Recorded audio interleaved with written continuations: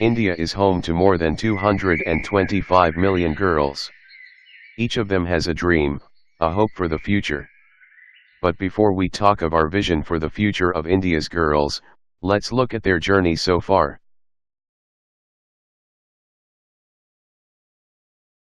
Over the last 3 decades, India has introduced a number of new policies and programs to counter the many challenges that our girls face. The ominous impact of female feticide was first seen in India in the census of 1991. When an alarming fall of 17 points in the child sex ratio was noticed. To tackle this problem, the government brought in the PC and PNDT Act in 1994. Subsequently, a national population policy was announced in the year 2000.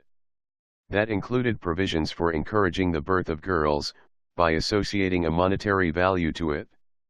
Yet, the ratio continued to fall. In 1986, India adopted the new national policy on education, that was welcomed for its strong emphasis on gender equity. In the decades that followed, in primary education, the gender parity index has gone up from 0.76 in 1990 to 91 to 0.94 in 2012 to 13. And in the same period, in secondary education, it rose from 0.6 to 0.95. During the same period, the completion rates among girls have also improved significantly. National surveys and data from late 1990s also show that 9 out of 10 girls enrolled did not complete schooling. Only 1 out of every 100 girls enrolled in Class 1 reached Class 12 in rural areas. 14 out of every 100 girls enrolled in Class 1 reached Class 12 in urban areas. By 2011, there was a huge improvement on these numbers, as well as in the female literacy rate. The Right to Education Act enacted in 2009 has been a major enabler for boosting the enrollment of girls. While these developments are heartening, there have been some low points too. In India, the tradition of marrying off the girls at an early age runs deep. Though all 3 national family health surveys conducted so far have shown a consistent decline in the proportion of women of age 20 to 24 years, who got married before they turned 18, the rate of decline has been slow and the percentage continues to remain significantly high. The government's response to this situation has been slow, as the Prohibition of Child Marriage Act came only in 2005. Successive governments during the past 2 decades have made several policy announcements and formulated laws that have had significant bearing on the girl child. In 1992, India became a signatory to the UN Convention of the Rights of the Child, the same year when the National Commission for Women was also set up.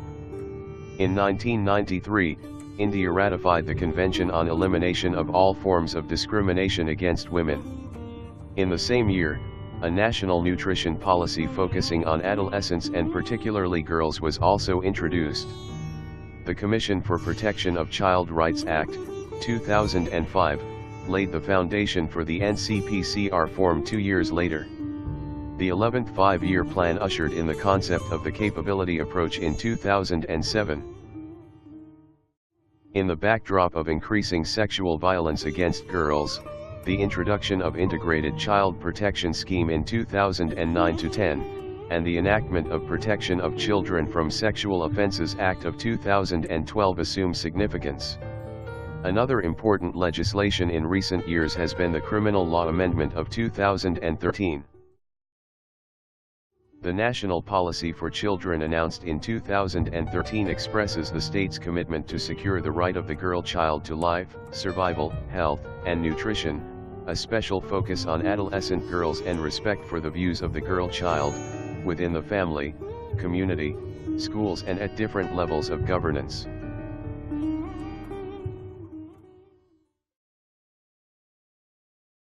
Notwithstanding the progress the country has made over the past few decades both on the policy front and in terms of programmatic achievements, the job is far from done. A declining child sex ratio has made India a land of disappearing daughters. 36 million of them. Data shows that there are 7 million girls less than boys in the under 6 group, a gap that has only widened in last 2 decades. Once the girl has survived the threat of feticide, her next battle is for growth and opportunity. By the time a girl is 4 years old, she is much more likely than her brother to be stunted and underweight. More girls than boys continue to die per 1,000 live births. More than 55% adolescent girls are anemic. Over 41% girls drop out of school by the time they reach grade 8. More than 47% of the currently married women were married before they turned 18. 40% of child brides in the world live in India. 47% girls in India have faced sexual abuse, according to a government report. Thousands of girls who work as domestic servants are above 14 years and hence remain invisible, away from the reach of Child Labor Prohibition Act. But all this can change. What India needs are some firm steps. Formulate a national policy for the girl child to guide and inform all the laws, policies, plans and programs meant for the girl child. Improve the conviction rate under PC and PNDT Act. No more daughters should disappear. Strengthen the tracking and reporting of girl-child abuse.